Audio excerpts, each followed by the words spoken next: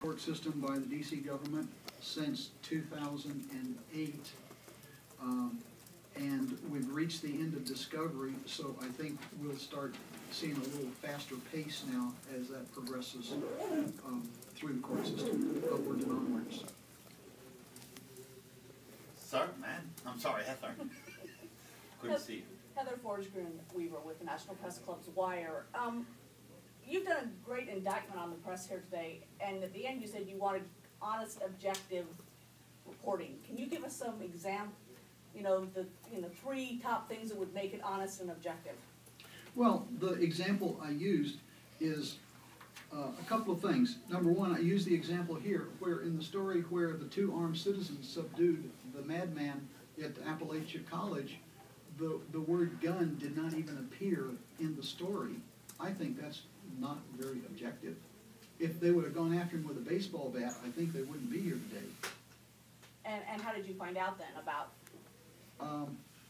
I read a lot of newspapers, and I found it like on page 20 down at the bottom, and a little story about this big.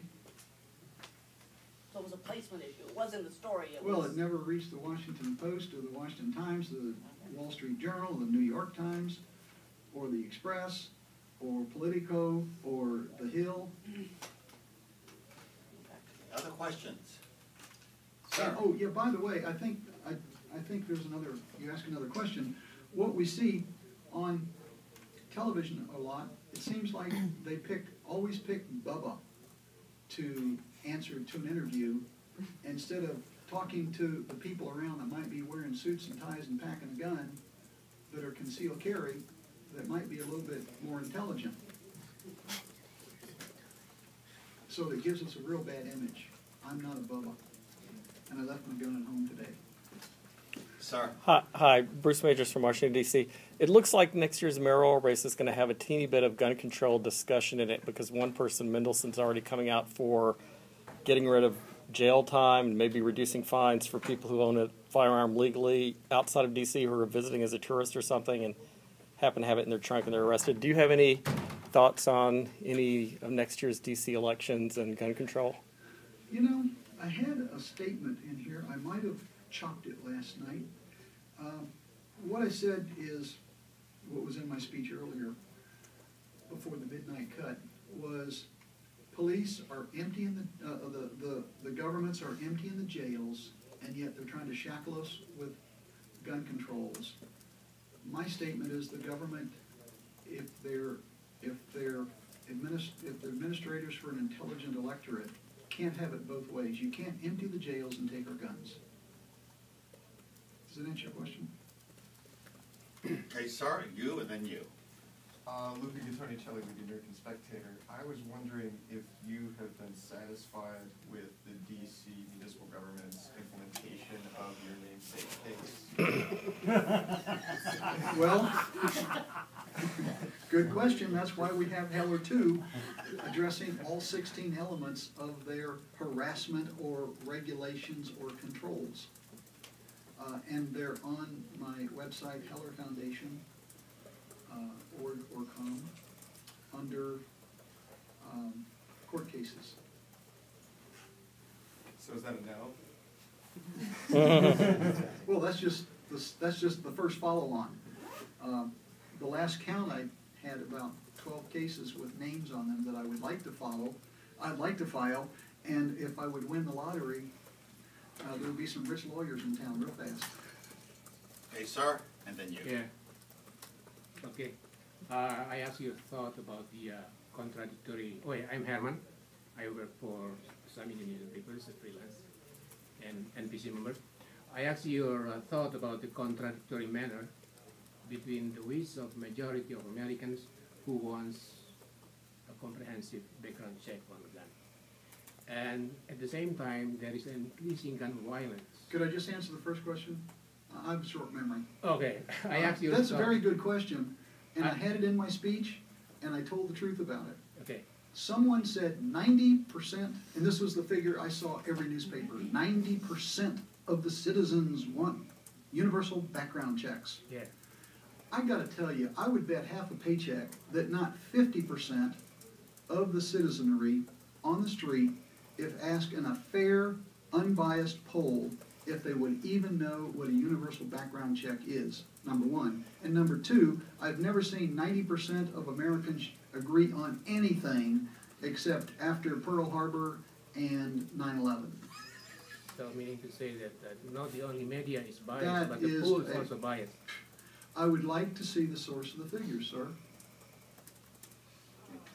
Oh, is that, did you ask all your questions? If not, Okay, you, and then you. I visit Australia a couple of times, Oh, I'm sorry. and I stayed in the Philippines for 4 years, but gun violence is not occur every day, almost every day. In the U.S., it is almost a pattern already, every day. There is a wish to, the majority of people for having a comprehensive gun violence. At the same time, the violence increasing dramatically. Why is that Increasing dramatically in what country? in the U.S.?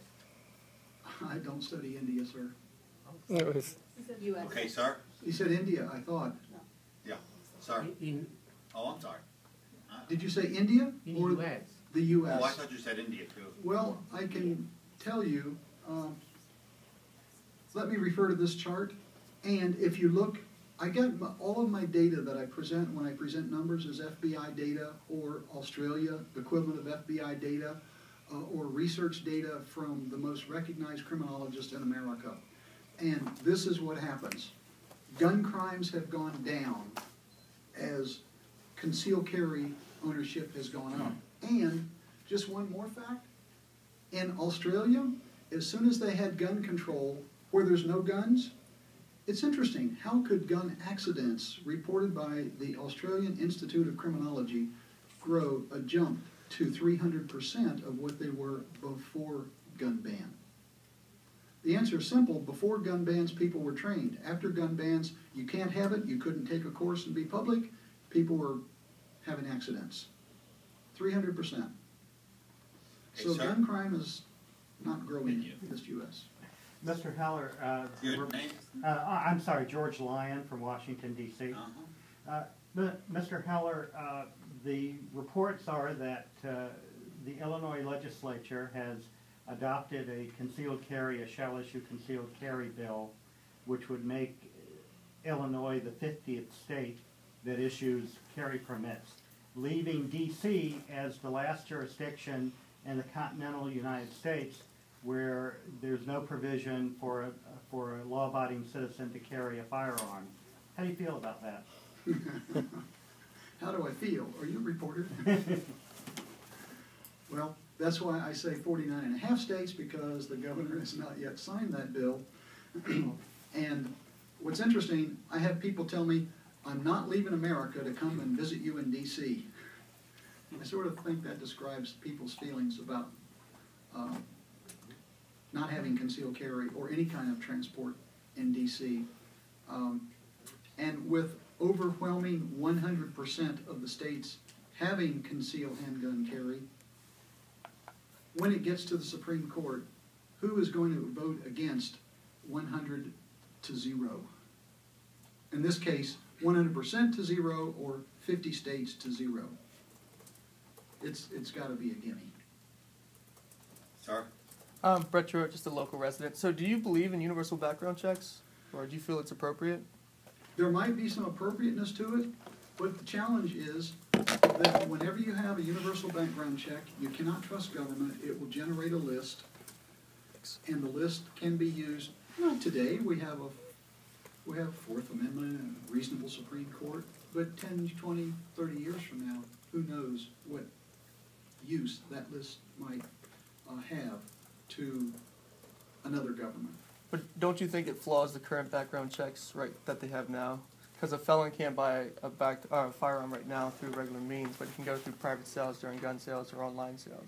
Well, it's actually, every time I bought a gun online, you have to go through, I have to transfer my firearm to an FFL dealer, and they've done a NICS test on me. They want my social security number. That you can still purchase them privately from private sellers online as well too. Well, but you don't have to need an FFL for that. Yeah, You can just no, you don't.